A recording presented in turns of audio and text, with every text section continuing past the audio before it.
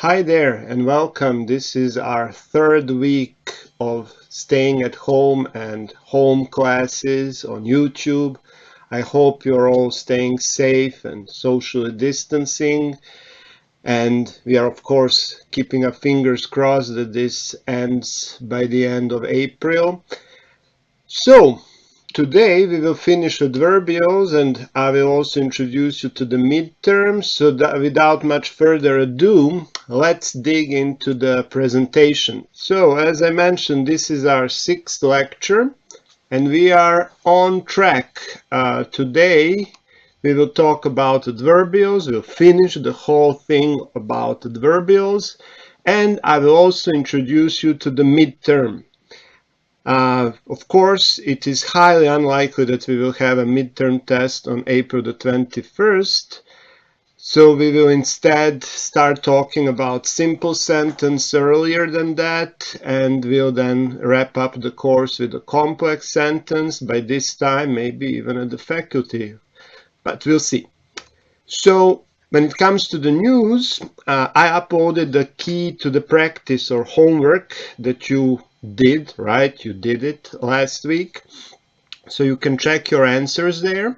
It's on the website, in the practice session page, but also hyperlinked to the lecture page next to the video. When it comes to other news, let's say something that's bigger than the course, we are now definitely sure that there will be no April examination period next week.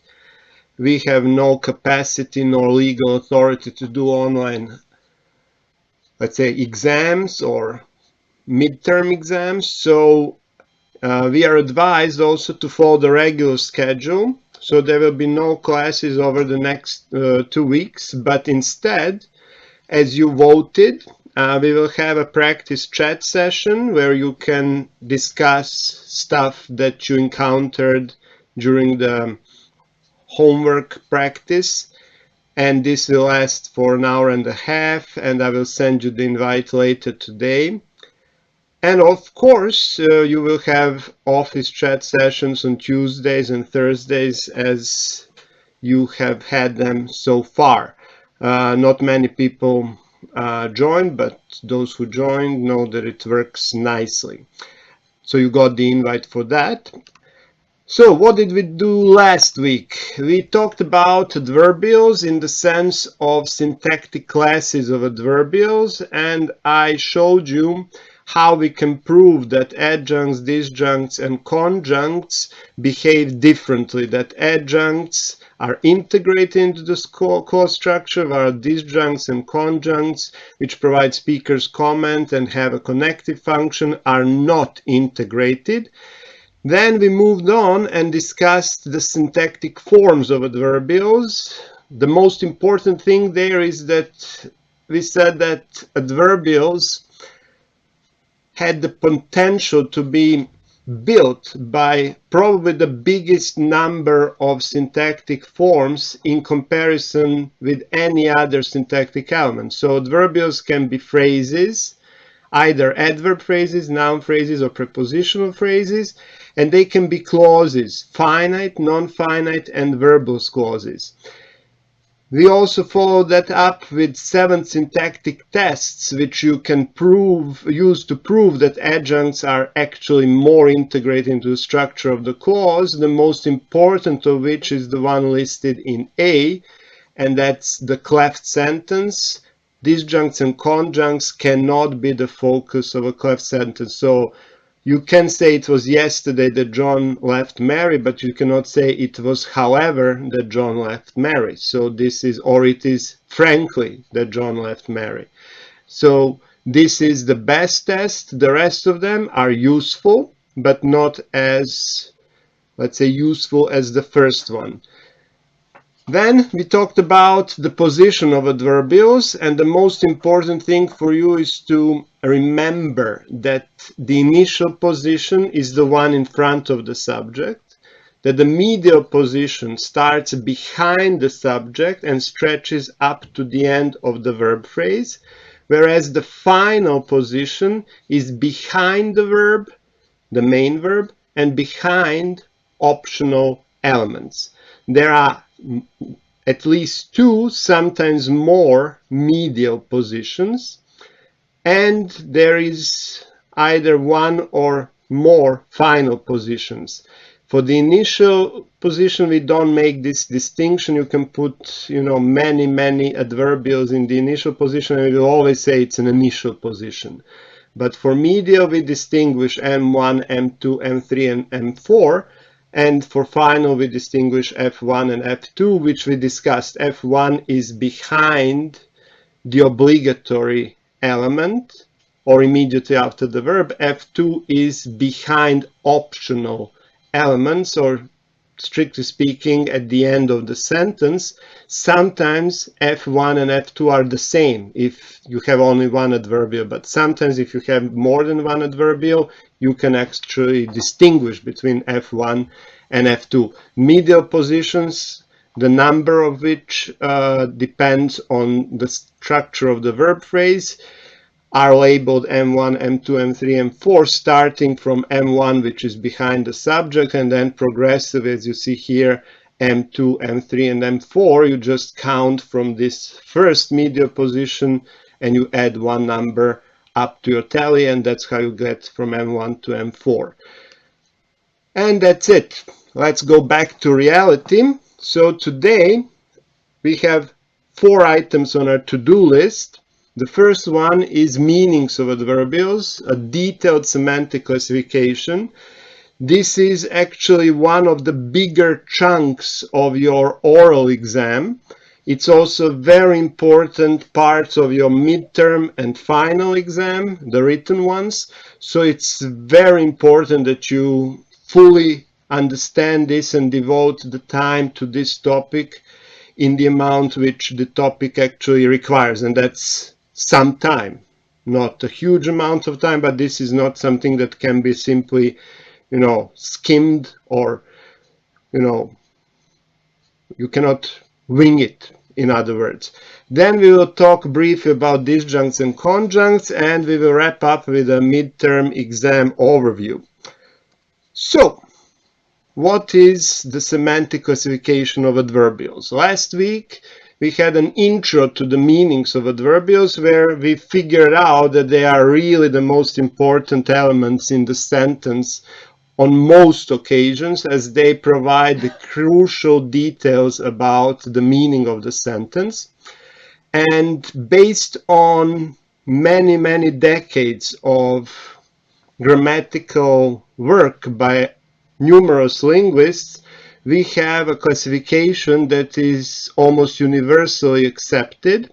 And this classification, again, I need to stress this, only applies to adjuncts. Disjuncts and conjuncts have a completely different classification, and there is no consensus in that respect, unlike, for example, the consensus that we have here. These classifications that you will see here, the classification, the big one, and sub-classifications, they are almost universally recognized by linguists throughout the world, irregardless of their affiliation in the sense of cognitive or generative approach, etc.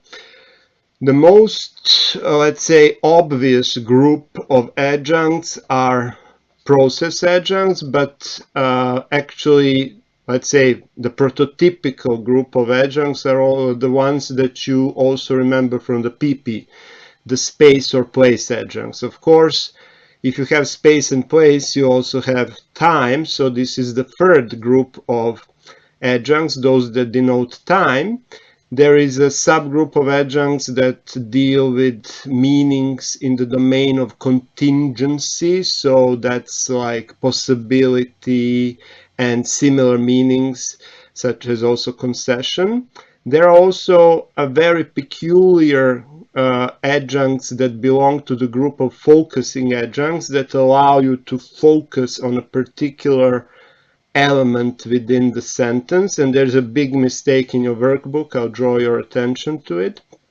There are also degree and intensifier adjuncts that allow you to express certain adverbial meanings on a scale.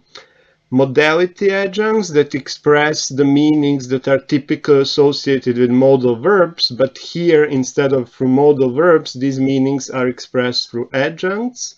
There are respect and viewpoint adjuncts, which are at the border between, let's say, disjuncts and adjuncts, but they are integrated in the sentence. We can prove it by those 7 tests which we discussed last week. So they are treated as adjuncts. And finally, there are subjuncts, which are adjuncts that have some interesting relationship to the subject. And you will see they are a small group of adjuncts, but an interesting one. So let's start with process adjuncts. The slide which you are looking at right now is a scan of the table from your workbook, and this is a good starting point to actually prepare for this, both for written exams, the big one, and the midterm, and also for the oral exams. However, this is, let's say, a skeleton to which you have to add, there's no other word for it, but some flesh or meat. So there are 4 subgroups of process adjuncts. Those adjuncts that denote manner, such as I treated him badly, in a friendly way, I treated him like a brother, as he treated me. So these examples here show you that process adjuncts can be realized in many, many different forms, just like all other adverbials. So let me just draw your attention. So when you say badly, it's actually an adverb phrase. In a friendly way, it's a prepositional phrase. Like a brother is again prepositional phrase, and as he treated me is fundamentally a clause, in the beautiful one, finite clause. So if you think about it, most of these adjuncts denote something that you get as a response to the question how, but they do it in a different way. So manner is prototypical answer to the question how. Instrument is still how, but it's not really process. It's about the instrument which you used for that process. So he examined it microscopically or with a microscope. So it's not really about the process. We don't know what kind of examination it was. We just know that the instrument used in that process was a microscope. So that's the difference between manner, which is like the most typical process adjunct, and instrument, which is a subtype of it, which focuses on the instrument used for that process. Means is actually like an instrument, but the difference is that the, let's say, thing or a concept or whatever identified as a means is not fundamentally operated by the subject, the agent. So if you go to work by bus, you are not driving that bus. Unlike when you examine something with a microscope, you are operating the microscope. She influenced me by her example. The example that she set was definitely not, let's say, conducted or acted out by you. So in other words, means is like instrument, but you're not operating that instrument. It's operated by somebody else. So that's means. And the last one is agent, and fundamentally agent is the adjunct that appears usually in passive sentences in the form of a by phrase. So penicillin was discovered by Sir Alexander Fleming. The active sentence would be Sir Alexander Fleming discovered penicillin. So agent is typically a by phrase, a prepositional by phrase that provides information about the agent of the sentence, the one who's performing the action. And this one, of course, doesn't answer the question how. The first 3 ones fundamentally do answer the question how. However, as I mentioned, this is just let's say, the big picture. There are some additional details that have to be addressed here. And one of them, and this applies to fundamentally all groups of adjuncts, is the interplay of meaning and, let's say, syntax. For example, one of those things is the position. We discussed this last time, but adjuncts favor particular positions based on their meaning. So semantics here influences syntax, and these two cannot be divorced. They have to be actually looked at in parallel. And process adjuncts are one of the adjuncts that really favor the final position. So process adjuncts typically appear at the end of the sentence or behind the verb generally, and you can see that in virtually every single example that you have in this table. There is no example of, let's say, initial or medial position. That doesn't mean that they cannot take a medial position. Some of them can, but usually when you have more than one process adjunct. So here's an example which shows this in action. Let's say she was accidentally, medial position, struck, the verb, and then two final positions with a racket by her partner. However, in normal circumstances, when there is no co-occurrence, they favor the final position. Some short ones, like accidentally, those ones which are, let's say, in the form of an adverb phrase, easily take the medial position, but generally they all favor the final position. Which brings us to the second group, and the second group is actually the group of space or place adjuncts. These two terms are interchangeable, so you can either call them space adjuncts or place adjuncts. They come in 5 subgroups: position, direction, source, goal, and distance. If this sounds familiar, it should sound familiar. Both the first classification of process adjuncts and this classification of space and place adjuncts is virtually identical to the classification of prepositional phrases that we did 2 weeks ago in terms of their semantic classification, of course. So more or less all these space or place adjuncts answer the question where, but they do it from, again, different perspectives. So he lives in a village, or he lives where he was born, is a typical place adjunct that answers the question where, and it provides you with a point, really a point, a stationary point. The other meanings imply movement from a point or description of a movement over several points. So direction is they followed him down the hills or down the hill or run to the hills. Some people are doing this now because of the pandemic. So that's actually a movement along a line. So it's not really a stationary position, it's movement. Source is movement from a particular point. So from a point, they followed him from his office, whereas goal is movement to a point. They followed him to the bank. This can be also, let's say, metaphorically extended. He spoke into a tiny microphone. So into tiny microphone is not literally, let's say, movement, but it is the goal of your voice. So you are directing your voice to move in the direction of a tiny microphone, but not necessarily direction. Direction has no goal. This is really goal. It has an end point. So the difference between direction and goal is presence or absence of the end point. Direction is simply, I'm going that way, but I'm actually going to soon turn in a completely different direction, and then I will reach my goal. Goal is actually the final point on your journey. And distance is the most complicated of them all in terms of actually doing this practically and analyzing sentences, because they look like objects. They traveled a long way, it looks like a long way is actually the object of traveling, but it's not.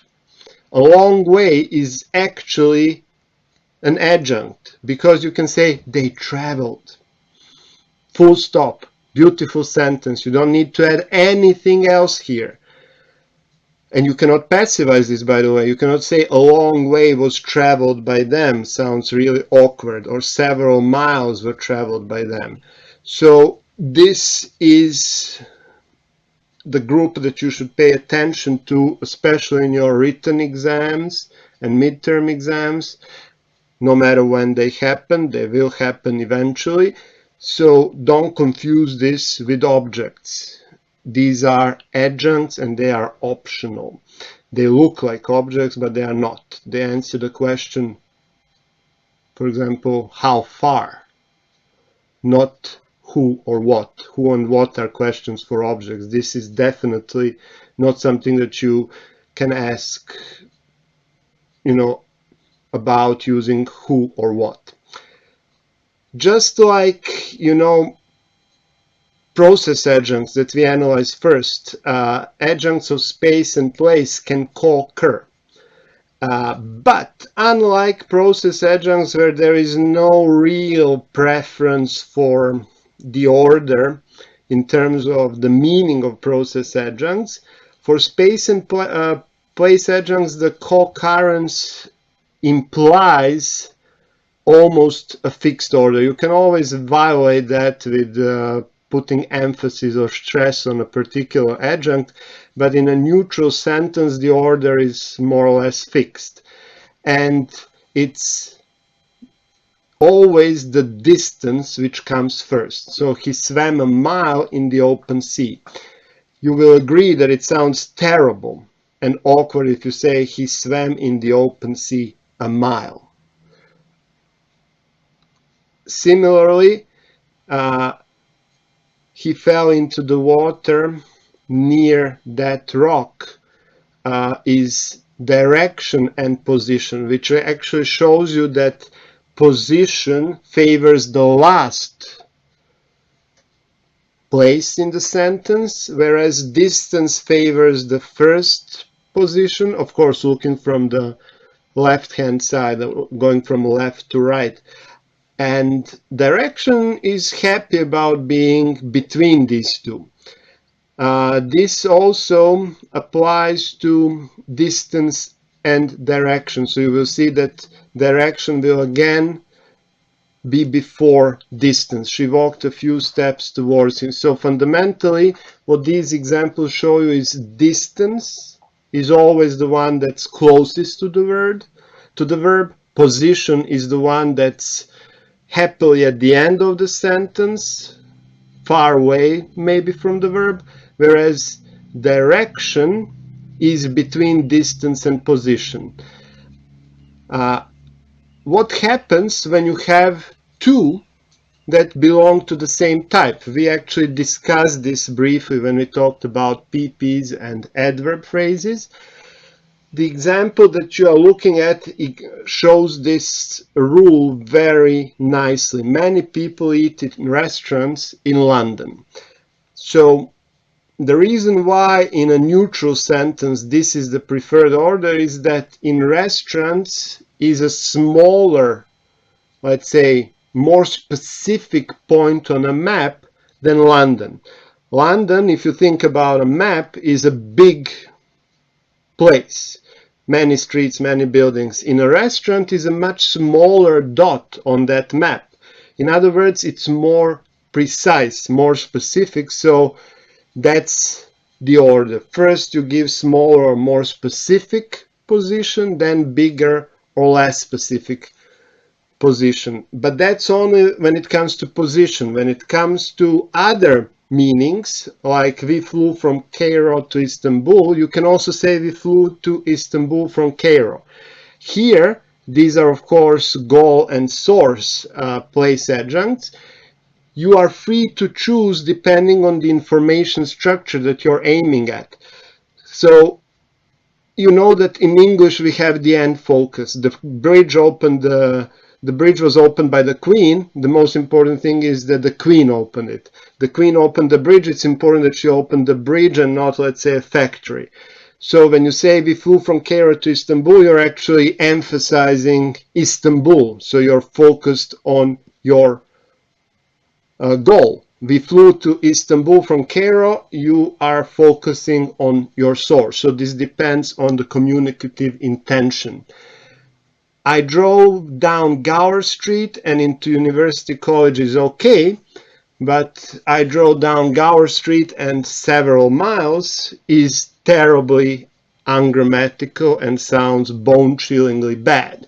The reason for this is again related to the meaning.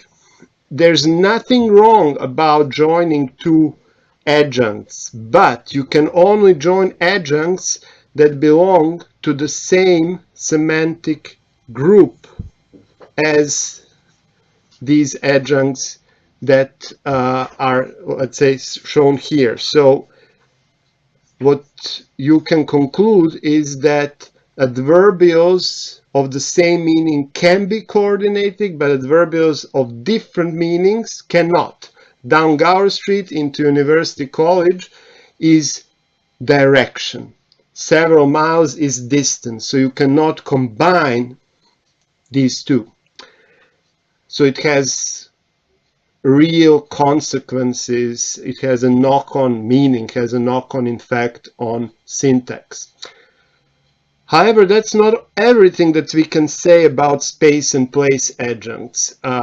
We mentioned their order, but we so far haven't mentioned their position in the sentence. Just like process adjuncts, space adjuncts also take the final position. Normally, they take the final position. If they occur in a cluster, which means more than one or several adjuncts, the order is the one which we mentioned previously. So a few steps, that's distance towards him, direction in the dark is position. So distance, direction, position. However, what this sentence that's now on the screen shows you is that they can take the initial position too. On the top of the building, two men were gesticulating wildly. So unlike process adjuncts, which really cannot appear in the initial position, space adjuncts can appear in the initial position, and you can do it for stylistic reasons, for information focusing reasons. There are many reasons why you would do that, but you are creating a sentence which is not neutral. That's the key point here. And another peculiarity of space and place adjuncts is exemplified by the sentences at the bottom of the screen. Here he is, there was the book, down swooped the hawk. What you see here is something that we discussed when we discussed adverb phrases, and that's of course the inversion. So adverb phrases are one of the forms which adverbials can take in the sentence, one of the 6 forms. So what we mentioned in terms of adverb phrases is actually a property of adjuncts. It is adjuncts of space which can cause the subject operator inversion, which we typically then call locative inversion, because these are space and place adjuncts.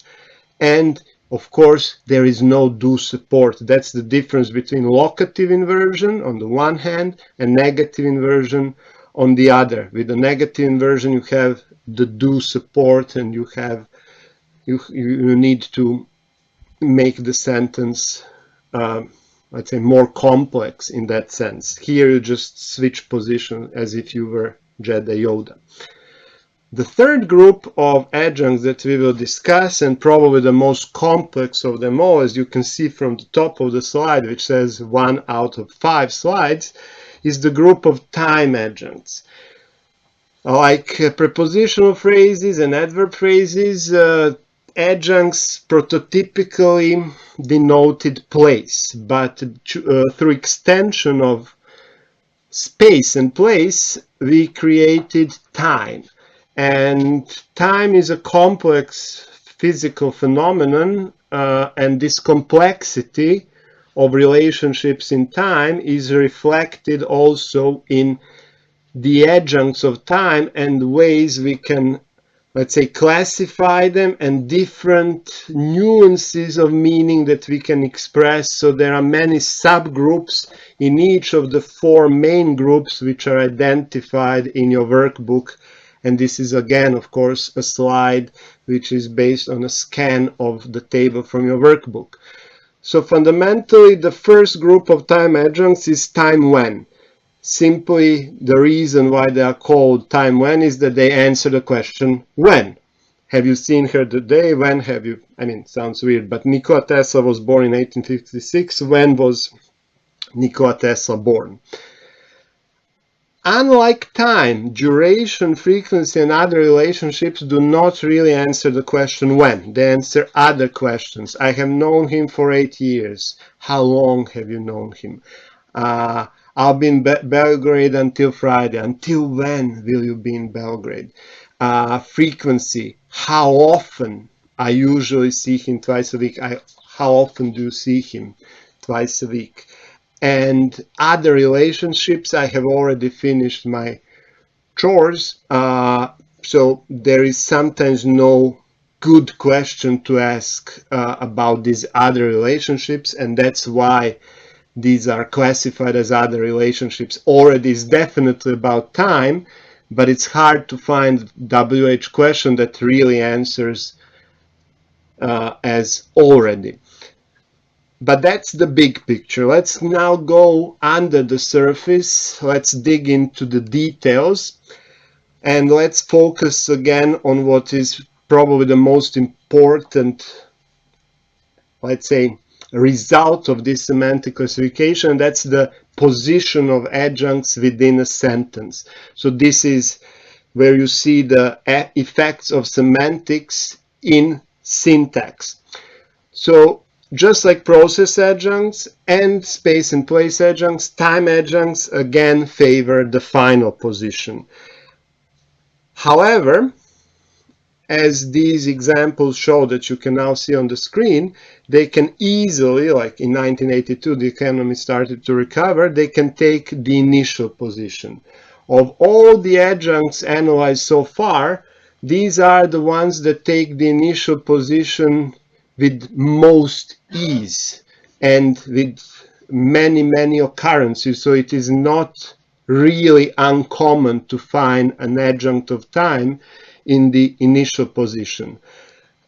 Unlike, again, process and space adjuncts, it's also very common to find adjuncts of time in the medial position, but not, let's say, the whole span, or let's say maybe all the range of different time adjuncts, but actually a subgroup of time adjuncts that are short in form, typically monosyllabic and disyllabic adverb phrases, such as she often arrives late, you could then take a train to London.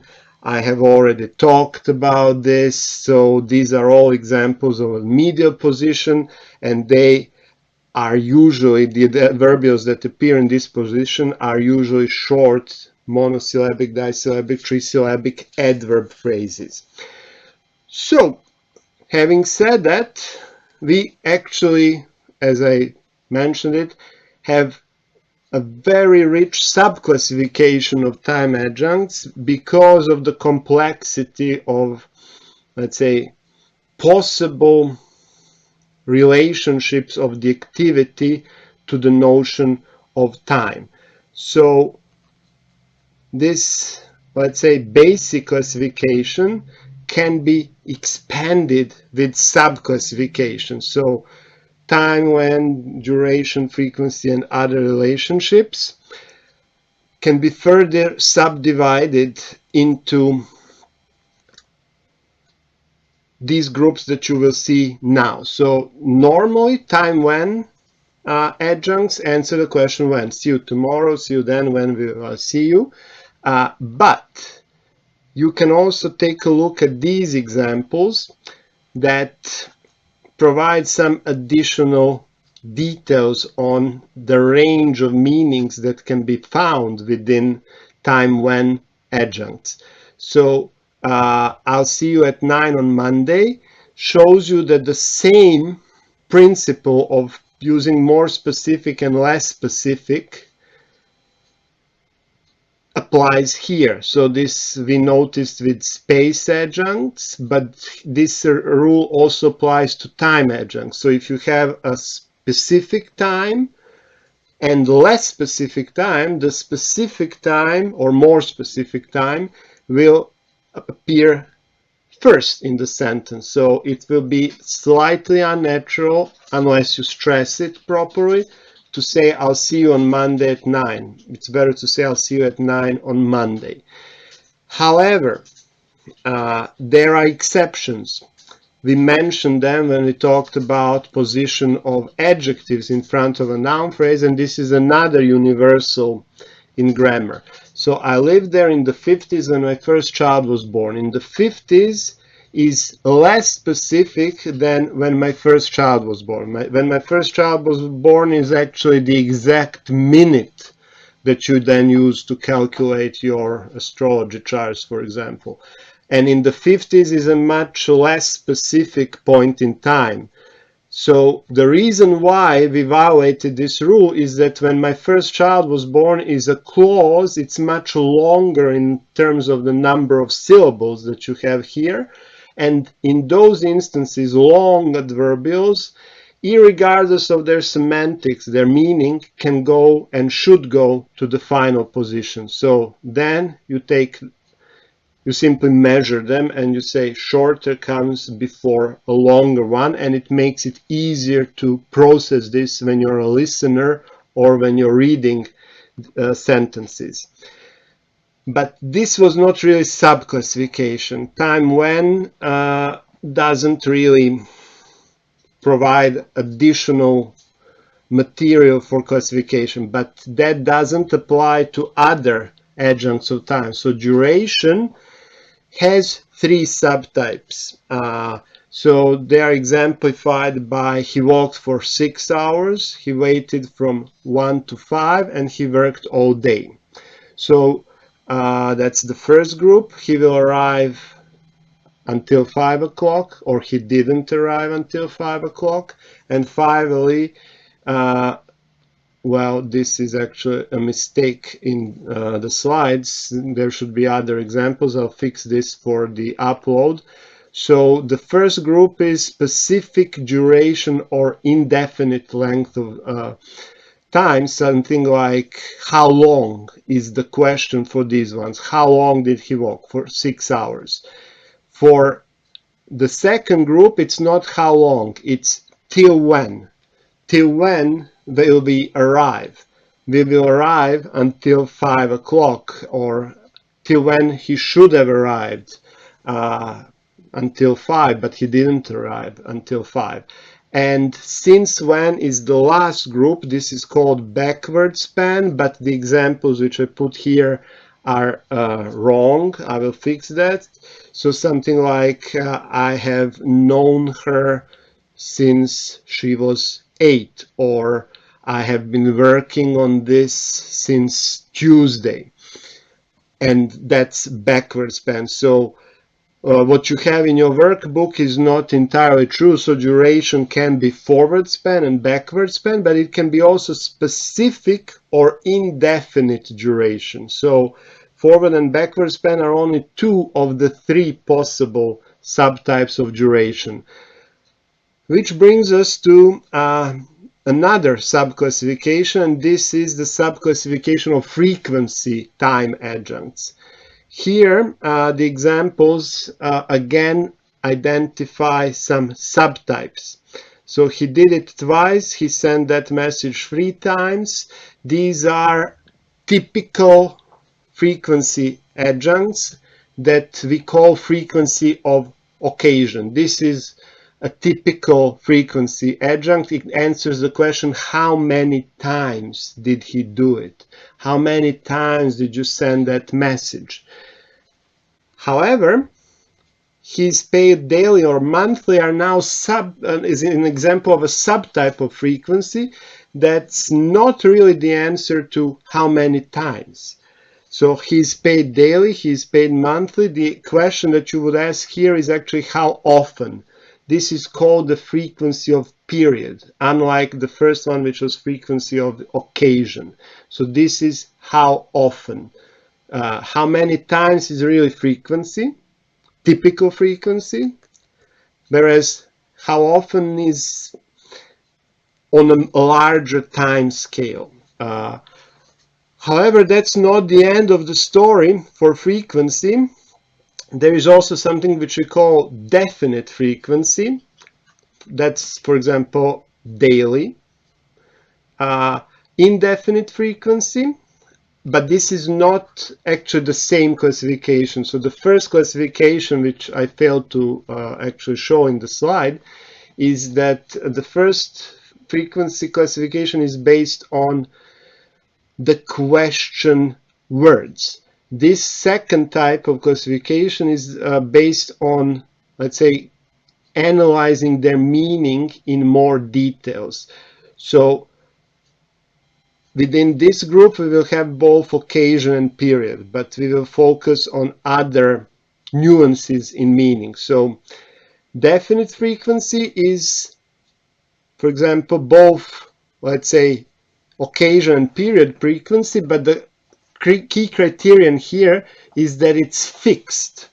So the frequency doesn't change over time. It's definite. So that's the second type of classification. And then when you have definite frequency, of course, you can have also indefinite frequency. But unlike definite frequency, which is definite, indefinite has 4 subsets on the scale.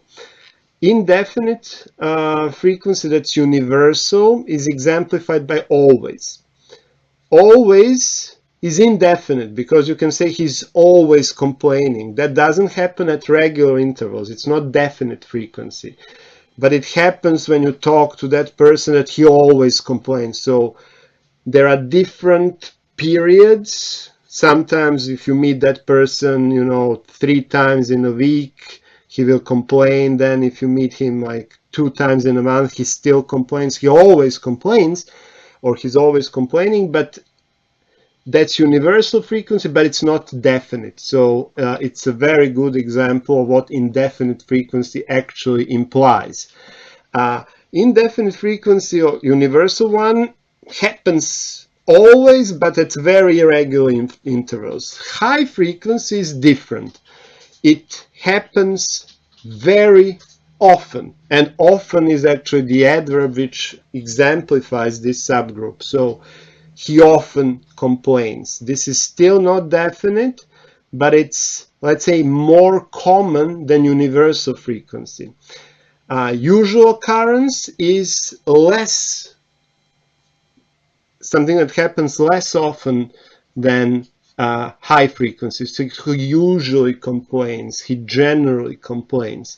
And finally, low frequency, he seldom complains. He hardly ever complains. He never complains. Low frequency can be a negative frequency, like the absence of frequency. He never complains. And these negative low frequency time adjuncts can take the initial position and trigger the negative inversion, so never have I seen such a play.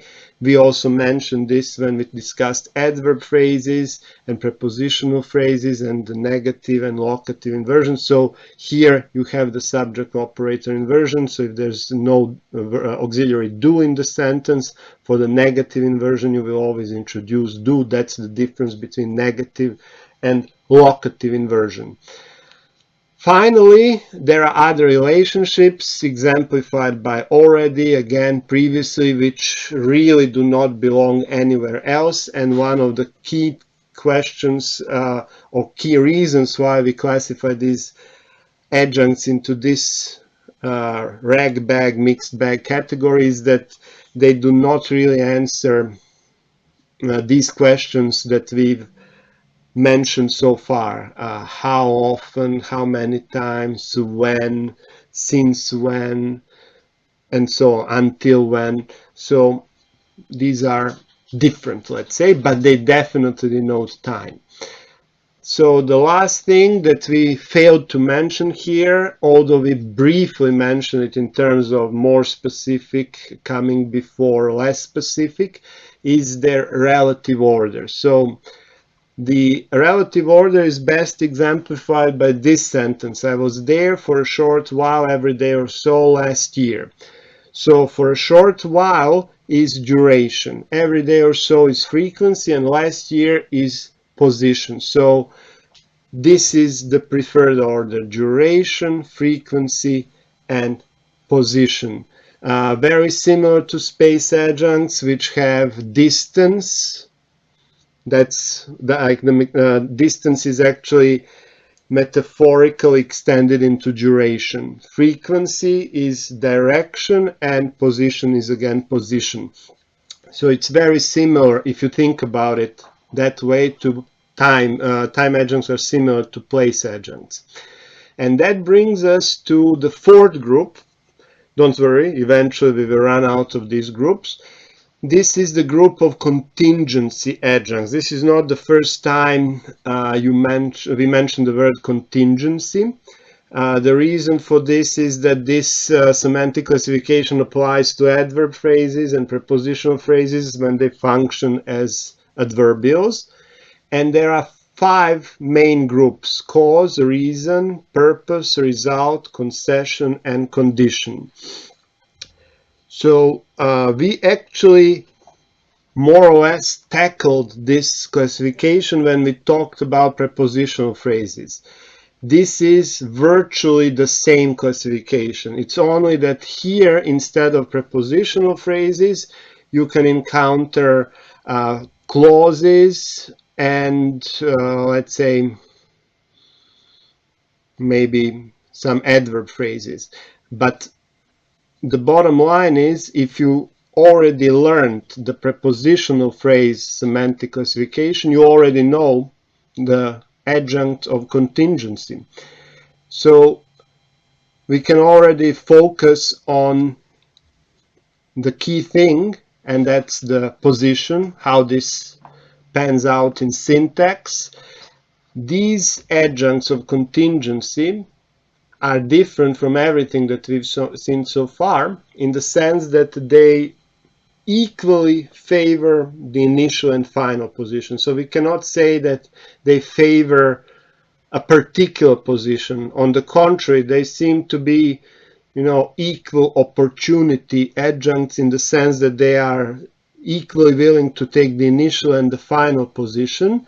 But when they do take the final position, the order is exemplified by this sentence: many people died in Africa in the 20th century from malnutrition. Of course, when they occur with other adjuncts, that was the implication. Maybe it was not clear from the slide.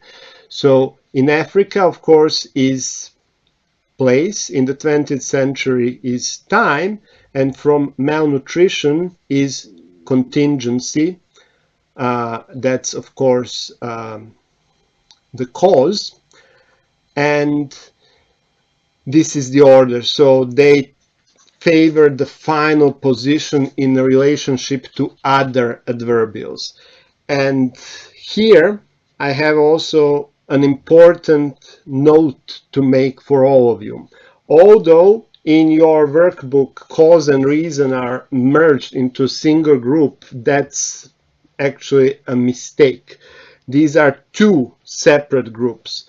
So the example, she died of cancer, is actually cause, because cause is let's say, outside subject's control, unlike reason, which is within the subject's control. So working hard, she got promoted. you see the difference. So you actually are in control whether you are going to work hard or not, whereas you are not in control whether you are going to get sick. So that's the difference between cause and reason. And as I mentioned, my animations didn't work properly, so contingency always goes at the end. So the order of adjuncts at the end of the sentence will be respect, process, which are not in this sentence. Then, as we see in this sentence, space, time, and contingency definitely at the end. If it's at the end, you can also put it in the initial position depending on the type. So here you cannot do it, but if you have a clause, then like if he invites me, I'll go to the party. Conditional clauses can easily and without any specific additional stress they can appear in the initial position. And now we will be picking up pace because the groups that follow are much simpler, or let's say less complex than the previous groups. So the focusing adjuncts are grouped into limiters and additives. Limiters, which are also subclassified into exclusives and particularizers, but you can read about it in the University Grammar of English, limit the adjunct meaning to a particular subset, let's say, of meanings, whereas additives are used to add additional semantic information. So this brings me to a huge mistake in your book. Only Mary came to the party. This is not a good example. Only Mary came to the party. Only is not an adjunct. Only here is a modifier of a noun phrase. You remember what adjuncts are? Adjuncts are adverbials that are integrated into the clause structure, and they provide additional information about the activity or state denoted by the verb. Only Mary, when you say only Mary, is not actually saying anything about the verbal activity. It's actually restricting the number of people that appear in the subject position. So it's not many people, it's only Mary. So this is part of the subject. This is a mistake. So don't mention this as an example in the oral exam.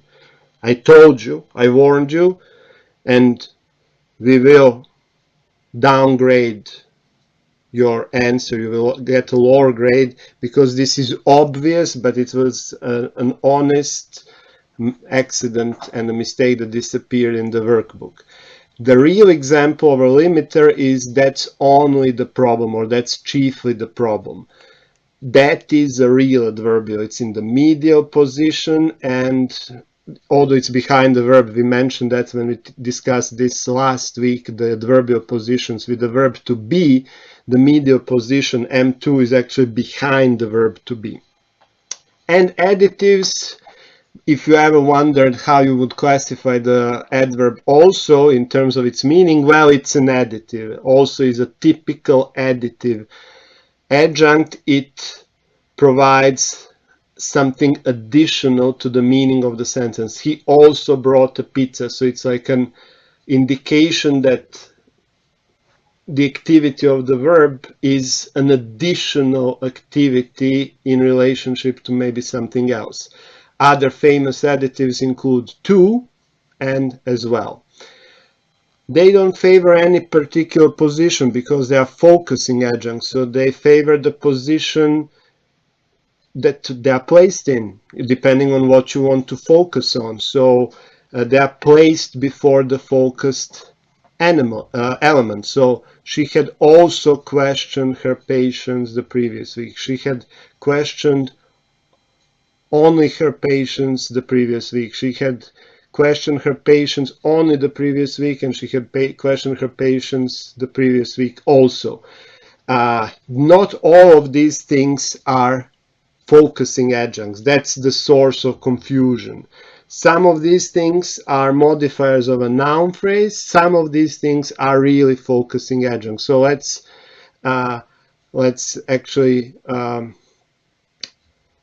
discuss this in details. You have this in the slides, you'll be able to download it. She had only questioned her patients the previous week. That is really the medial position. It focuses on the whole predication, so it's a focusing adjunct. But only he wants to help, or she also she had questioned only her patients, or she had questioned her patients only the previous week. These are not adjuncts. These are modifiers of the noun phrase. So don't make that mistake. And this, as I promised, means that we are picking up our pace, and the sixth group of adjuncts are degree or intensifier adjuncts, which are subclassified into two groups, amplifiers and downtoners. Now, this is a relatively complex classification that you should know for the oral exam, but in these slides, I actually didn't include all of this because you can find the perfect outline of the classification in the University Grammar of English, which is the recommended reading for this course. So amplifiers, which are maximizers or boosters, simply intensify the activity denoted or a state denoted by the verb to the maximum. These are maximizers. I entirely agree with you. That's a maximizer. Or boosters. I really can't understand. Or I badly need your comfort. So these boost the meaning. Unlike amplifiers, downtoners have the opposite effect. So they, in a way, lower the meaning expressed by the state or the verb, or state or the activity of the verb. So if you say, I really like him, that's an amplifier. You boost the meaning. But you say, I kind of like him, or I rather like him, you actually minimize or downtone the meaning. So I helped him a little, that's also going down. We hardly know them, or we know them slightly. Again, you don't really know them. He almost resigned. He didn't resign, but almost. So these are downtoners. And downtoners, as you saw in this slide, typically appear in the medial position, but they can also appear in the final position. For more details, you can consult the University Grammar of English. The seventh group of adjuncts are modality adjuncts. They express the meaning that is typically associated in modal verbs. So these are the meanings of, let's say, lower probability or definitive possibility and similar. There are only two groups. The first one is emphasis. She certainly helped him with his research. And approximation, they are probably going to break up. Some of these can be paraphrased with modal verbs, and this is the reason why they are called modality adjuncts. So they are probably going to break up. You can say they may break up, or they might break up, depending on the level of certainty. So they, again, as you can see from these examples, occur often in the medial position. Actually, they favor the medial position because they behave almost like modal verbs. And you know that modal verbs are inside the verb phrase, so that's why these adjuncts favor the medial position. And there's nothing else to add to modality adjuncts. We can move to respect and viewpoint adjuncts. They are called here a single group, respect/viewpoint adjuncts, but these are fundamentally two separate groups. They more or less express the same meaning, but the difference is in how far their meaning stretches inside or over a sentence. So Respect adjuncts are adjuncts that span over the predication, but not the whole sentence. So she's advising me legally, but she's comforting me personally. Let's say, so legally only applies to advising, not to comforting in that example that I just came up with. Viewpoint adjuncts are different. They're like disjuncts and conjuncts in the sense that they refer to the whole sentence, but their meaning is not detached from the verb. So they are still adjuncts, but they stretch over the whole sentence, not a clause. This is the main thing. Respect adjuncts, when we say predication adjuncts, they actually span over a clause and its predication.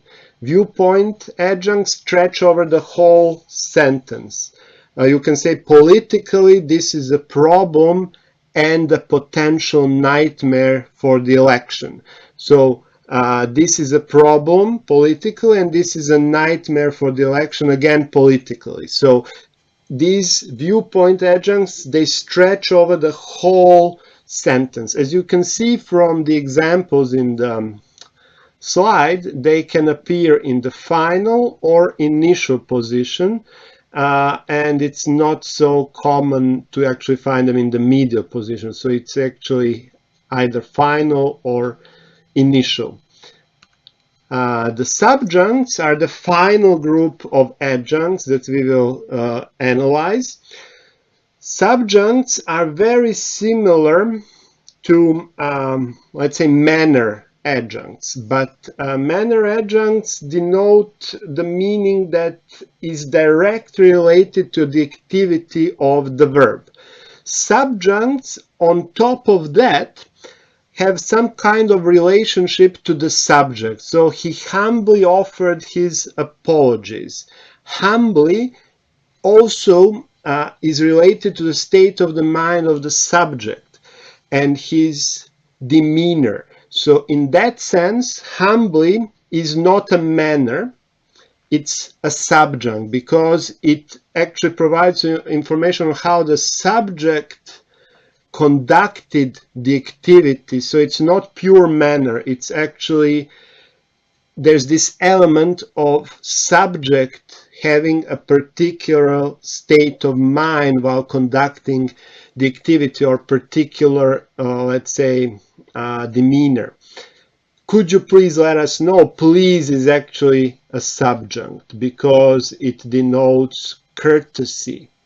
And in this courtesy subjuncts, you also have formulaic subjuncts. So please is also formulaic because you should always say please, unlike, let's say, in Serbia. And the second group are those that do not denote courtesy. They are not formulaic like discourse formula for politeness. They generally refer to the subject state of mind, intentions as he was or she was conducting the activity. So she went to the party resentfully, or resentfully she went to the party. So it's not really manner. It's also about the subject and the subject state of mind. He deliberately misled us, so it was his intention, he volitionally misled us. So this is actually a good way to think about this second group. So if the adjunct describes the manner, but this manner implies volition on the part of the subject, it's a subjunct, not a process adjunct of manner. And they appear in the medial or initial position, as you can see from the example.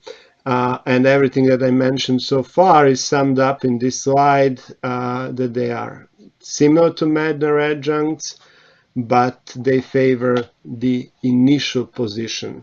If the same adjunct appears in the final position, it's a manner adjunct. So nervously he answered the phone, or resentfully she went to the party, that's a subjunct. But he answered the phone nervously is really manner, because this now denotes that his hands were shaking, whereas nervously he answered the phone could be interpreted as maybe, he was calm on the outside, but inside he was, on the verge of exploding. And with that, believe it or not, we end the whole section of adjuncts, but that's not the end of adverbials, because do not forget we also have disjuncts and conjuncts. But finally we can tick this off from our daily to-do. So we have now completed the semantic classification of adverbials. Now we are very briefly going to discuss disjuncts and conjuncts. The reason for this, let's say, this balance between the treatment of adjuncts and disjuncts and conjuncts on the other hand is that, unlike this classification, which is more or less universally agreed on, the classification of disjuncts and conjuncts is relatively controversial, and there are different approaches to how they should be classified. So we don't want to overburden you with the classification that some of your, let's say, future mentors, if you go study your MA studies someplace else, not Serbia, different countries, different schools of grammar, they may not agree with, let's say, a particular classification. So we will try to present a neutral classification.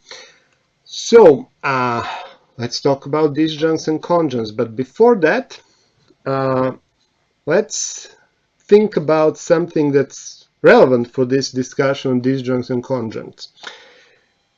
Do you know what the most frequent words in English are?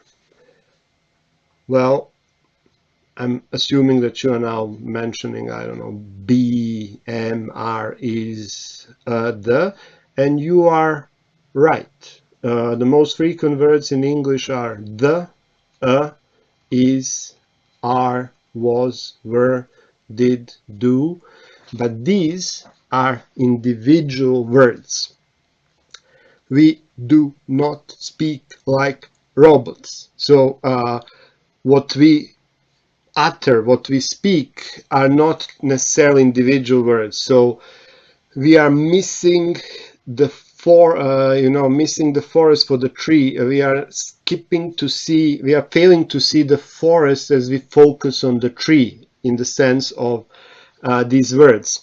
If you look beyond words, if you look at English, let's say, corpora that contains millions or even billions of words inside, and you look at groups of words, clusters, the most frequent clusters, let's say phrases and clauses, you will be actually surprised.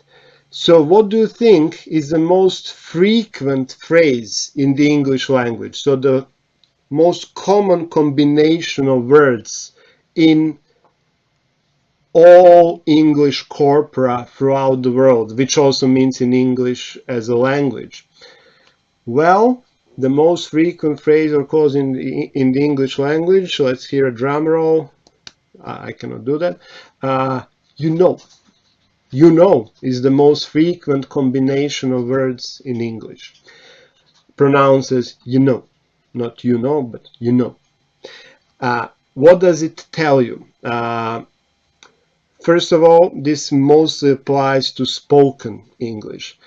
But this tells you that English, especially spoken English, contains as its most common element an adverbial.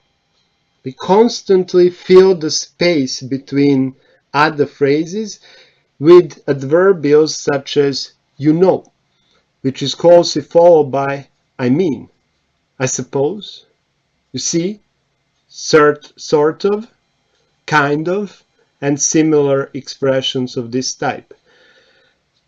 Now, the fact that I introduced this as a topic before disjuncts and conjuncts is a good indication that these are actually disjuncts and conjuncts that represent the most common combinations of words in the English language. So let's look at an example. When my sister and I were children, we had a little sort of patch, you know, cunningly a bit tucked away at the back of somewhere at our place, and we used to grow tomatoes and the odd vegetable. I mean, I always felt that it's an important part of, you know, one's connection with nature and the soul. So I suppose that was part of it. But then when when I came down here and I just wanted to get stuck in, and I'd always wanted to do a bit of farming. I'm not very good at it, but fortunately there are lots of other people around to help.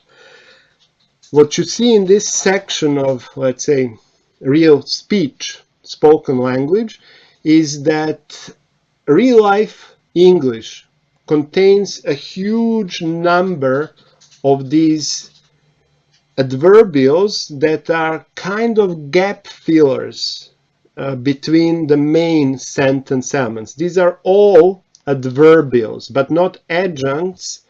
These are actually disjuncts, maybe conjuncts, but fundamentally disjuncts. The question that you may ask yourself, is this good English? Should I speak like that? Who's this person that's, uttering this sentence? Is this really bad English? Well, this is the person who maybe tortures and abuses the beauty of the language of Shakespeare, Chaucer, Dickens, and Joyce. That person is Prince Charles, but you cannot see it because it seems that there are limits to what can be streamed. I see it on my secondary screen, but you cannot see it on the presentation screen. I really apologize for this. It's a technical glitch that we encountered here. So the segment that I just read is actually an interview by Prince Charles, who fortunately recovered from his COVID-19 infection. And it's not, in other words, wrong, even if you're a highly educated person, to use these disjuncts in your language.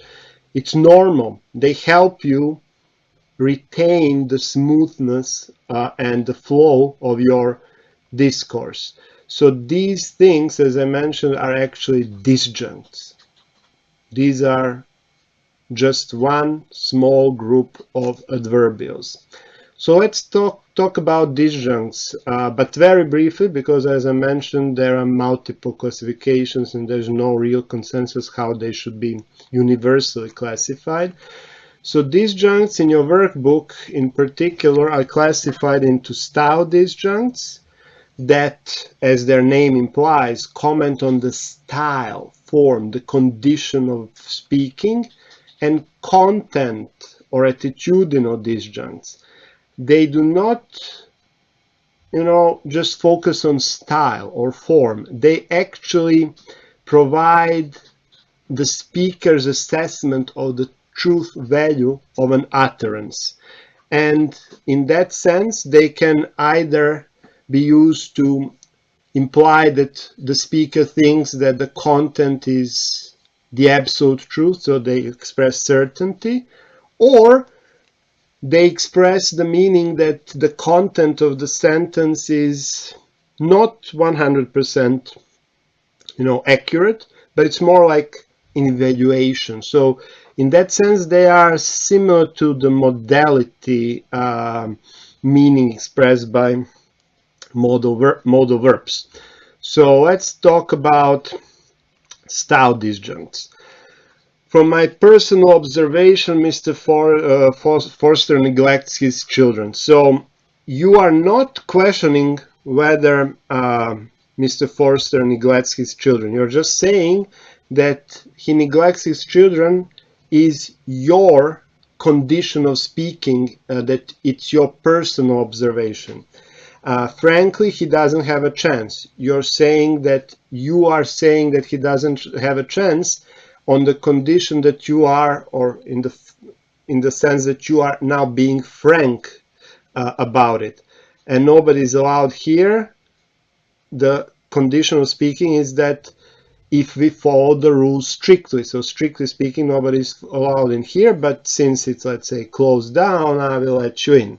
So these are style disjuncts. They comment on the condition of speaking, whether you're being frank, strict, personal, etc.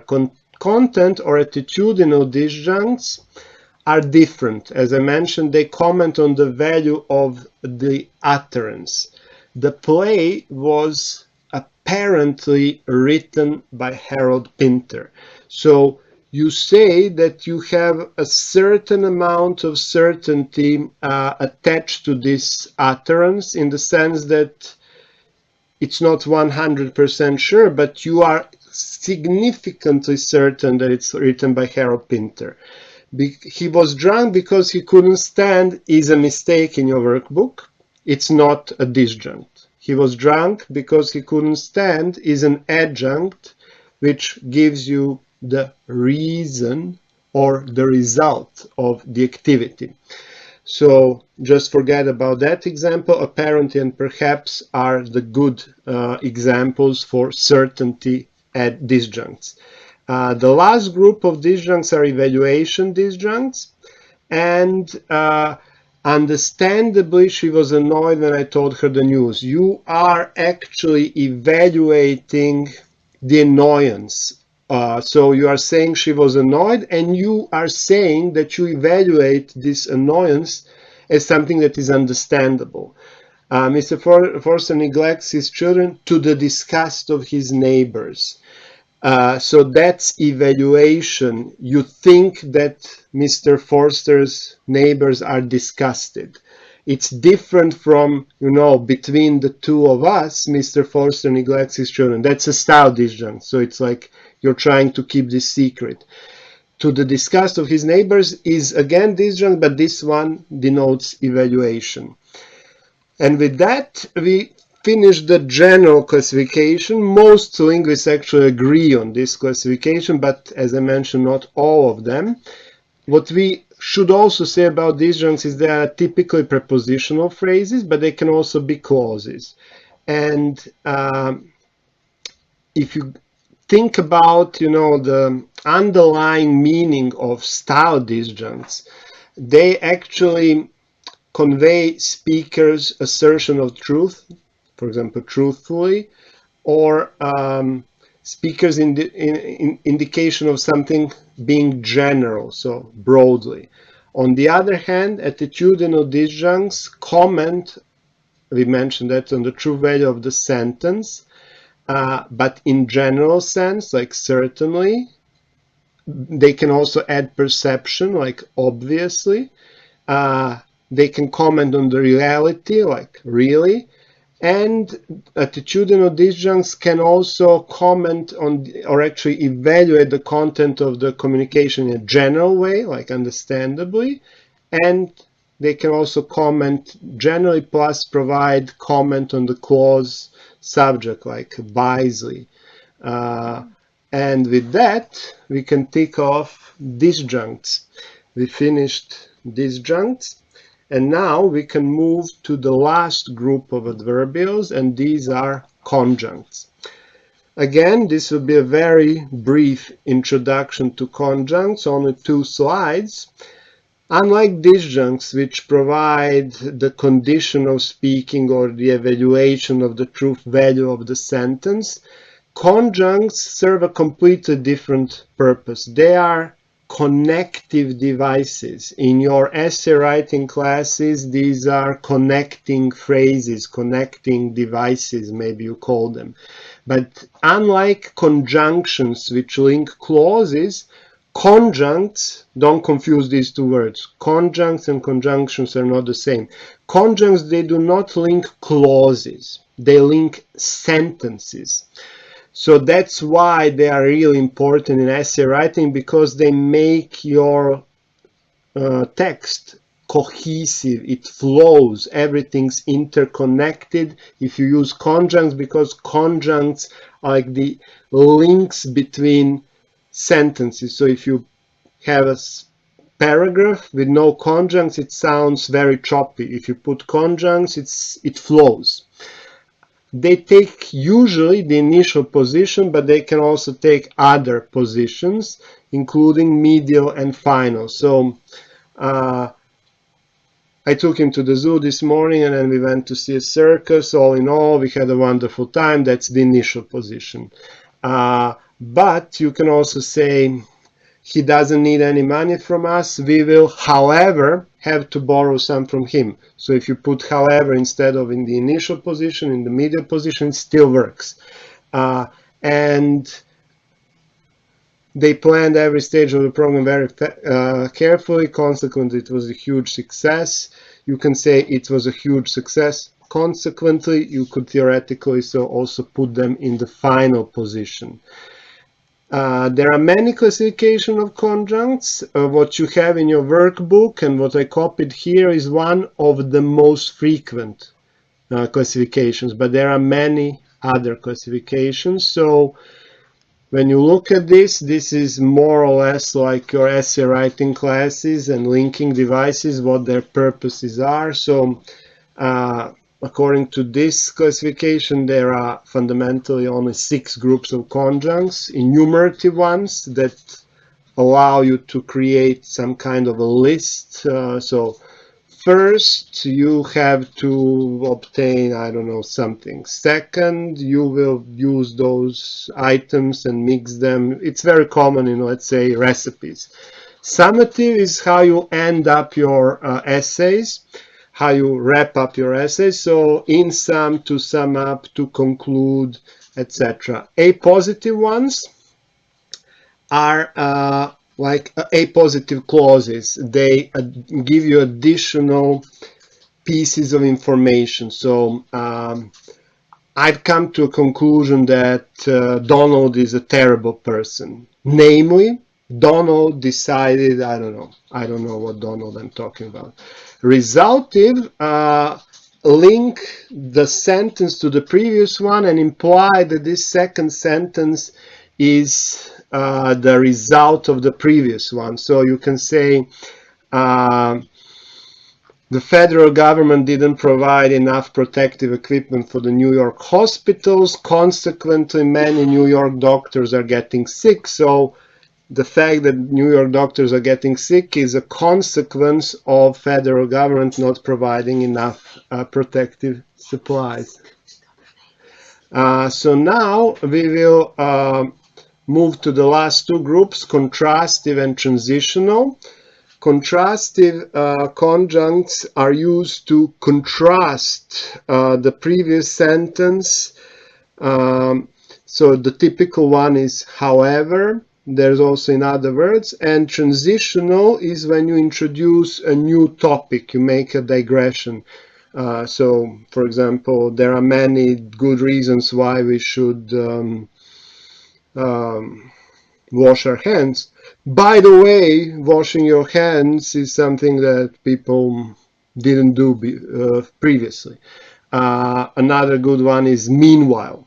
You change the topic of the conversation by using meanwhile. And I have an add-on for this.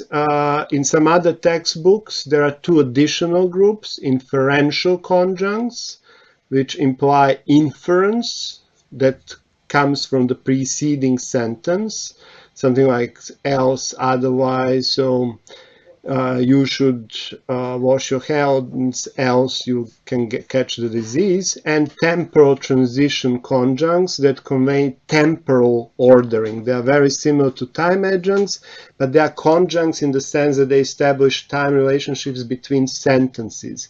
In the meantime, in the meanwhile, and from some other textbooks, there are also 4 other subtypes, contrastive conjuncts, like reformulatory contrastive conjuncts, something like in better, rather.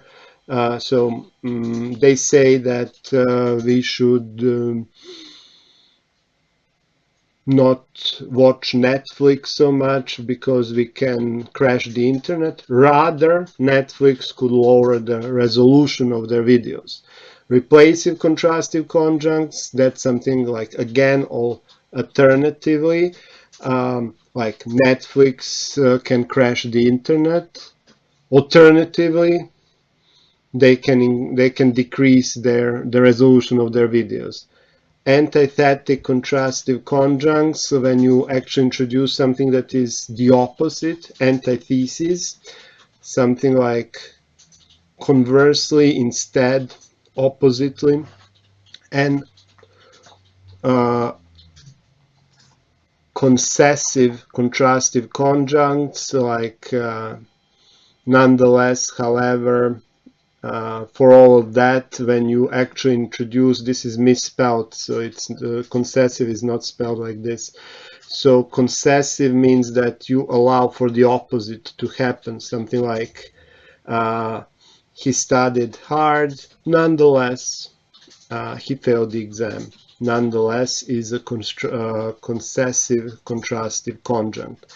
With that, we finished the conjuncts, and we finished the whole domain of adverbials. Now I can introduce you to the midterm exam, but we are already, just 5 minutes ahead of the schedule, so maybe I can make this as a separate video for midterm only in order not to stretch this video beyond the 90-minute mark. Okay, so this is the homework. You have 4 exercises. The 4th exercise on page 129 is where you apply the semantic classification. So all these groups that we discussed in this lecture, process, time, space, contingency, you have to identify them. So you first identify adverbials and then you decide what semantic group this adverbial belongs to. In particular, of course, this applies to adjuncts, so this is semantic classification of adjuncts. You have to specify the subtype too. So it's not enough to say space, it has to be space, for example, direction or distance. In exercise 8, you combine everything that you've done so far, and that means that you find adverbials. You specify whether they are disjuncts, adjuncts, or conjuncts. Then you specify the subtype, especially for adjuncts. For disjuncts, you can say content, style, or content disjunct. And for the conjuncts, you can use the 6-group classification that we mentioned, enumerative, transitional, etc. And position, medial, initial, final. You don't have to distinguish between M1, M2, M3, and M4 here. And the last 2 exercises are actually targeted exercises on disjuncts, exercise number 7, and conjuncts, exercise number 9. And that's more or less it. So next week, as I mentioned, there will be no lectures uploaded. We are respecting the official timetable, which implies that there are 2 weeks for the April examination period, but you can use this time to go through these presentations again, and there will be also office hours online where you can contact us, and we will be more than happy to answer your questions there. And you will have an additional link for practice class chat session where you may have where we can have discussions related to these homework assignments. At the end, let's say that we should all hopefully get through this quickly, and that we will have normal practice classes and lectures sometime in May or June. So respect distancing. And if you have friends, relatives, family members who are working as doctors, nurses, grocery store, laboratory workers, chefs, farmers, thank them and tell them that they are doing an amazing job for all of us. So thank you and stay safe.